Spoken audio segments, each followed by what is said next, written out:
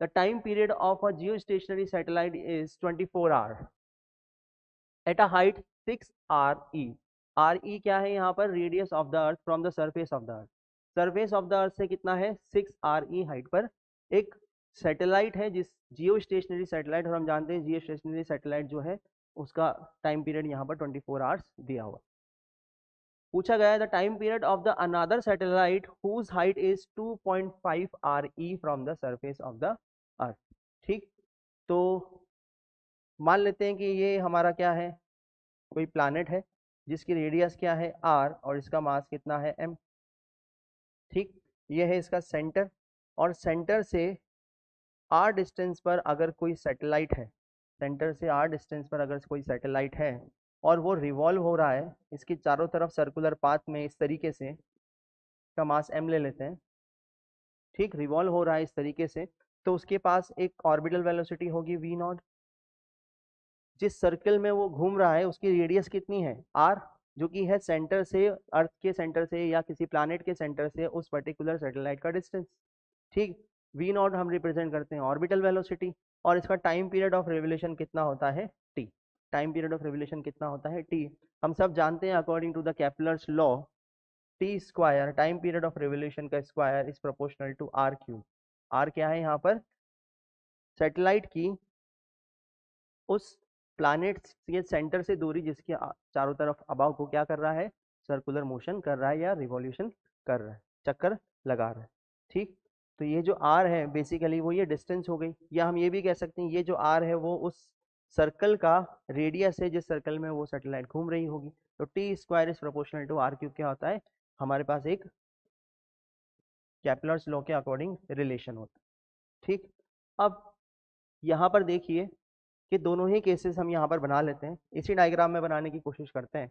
कि मान लेते हैं कि यह है अर्थ और यह है अर्थ का रेडियस RE, अर्थ का रेडियस RE, जिसको यहाँ पर RE से रिप्रेजेंट किया गया, तो हम भी RE से रिप्रेजेंट कर देते हैं।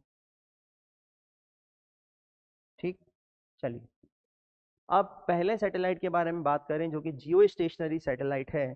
तो जियो स्टेशनरी सैटेलाइट है और उसकी डिस्टेंस कितनी है अर्थ की सरफेस से? 6 RE। तो मान लेते हैं कि ये है हमारा वो सैटेलाइट जो कि रिवॉल्व कर रहा होगा, और उसकी जो डिस्टेंस है सरफेस से वो कितनी है? 6 RE। तो सेंटर से कितनी डिस्टेंस हो जाएगी इसकी? इसकी सेंटर से डिस्टेंस हो जाएगी 7 RE।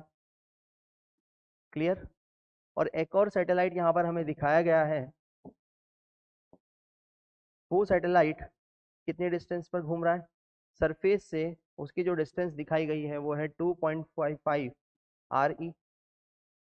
तो सेंटर से कितनी डिस्टेंस हो जाएगी सैटेलाइट की?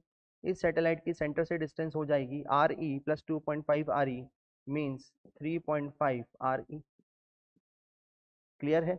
तो पहले सैटेलाइट की जो सेंटर से डिस्टेंस है वो 7 RE है, सेकंड सैटेलाइट की जो सेंटर से डिस्टेंस है वो कितनी है? 3.5 RE। यानी कि पहला सैटेलाइट जो है जिसका रिवोल्यूशन टाइम कितना है? 24 आवर, इसका रिवोल्यूशन टाइम कितना है? T is equal to 24 our.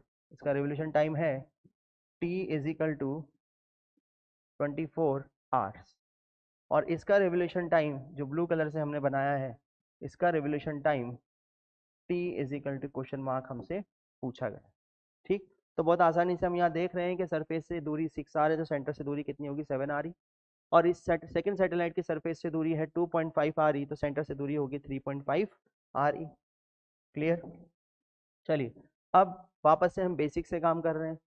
हम जानते हैं कि T square is proportional to R cube होता है, इसलिए हम लिख सकते हैं सेकंड वाले को, क्या मैं यहाँ पर T0 लिख सकता हूँ? यस, T0 लिख देते हैं ताकि आसानी होगी। चलिए, तो मैं लिख सकता हूँ T0 डिवाइडेड बाय टी का square is equal to T0 के लिए, जिस सैटेलाइट के लिए T0 हम निकालने जा रहे हैं उसका सरफेस से दूरी कितनी है? 3.5 of RE divided by T जिसका सैटेलाइट का रेवोल्यूशन कितना है? 24 आवर, उसकी दूरी कितनी है? 7 RE का क्यूब। क्लियर? से ये कैंसिल आउट हो जाएगा। ठीक, तो ये हो जाएगा T0 डिवाइडेड बाई 24 का स्क्वायर इज इक्वल टू ये कितना हो गया 1/2 का क्यूब। क्लियर। इसमें अननोन क्या है टी नॉट, तो T nought is equal to कितना आ जाएगा, टी नॉट आ जाएगा 6√2 आवर्स, क्योंकि 24 किस में है आवर्स में है। ठीक है, तो टी नॉट जो टाइम पीरियड ऑफ रिवोल्यूशन है इस सैटेलाइट का जिसका सरफेस से दूरी कितनी है 2.5 आर ई, वो कितना आया 6√2 आर। पहले वाले का कितना था 24 आर। तो कैपलर्स लॉ लगा करके हमने इस क्वेश्चन को सॉल्व किया, लेकिन ध्यान रखना ये जो यहाँ पर दूरी दी गई है आर वो सेंटर से दूरी है, ठीक। और यहाँ हमें सरफेस से दूरी दी गई है तो हमें सेंटर से दूरी निकाल ली है। पहले वाले के लिए 7 आर आई, दूसरे वाले के लिए 3.5 आर आई है। ठीक, तो ऑप्शन नंबर भी हमारा करेक्ट ऑप्शन होगा।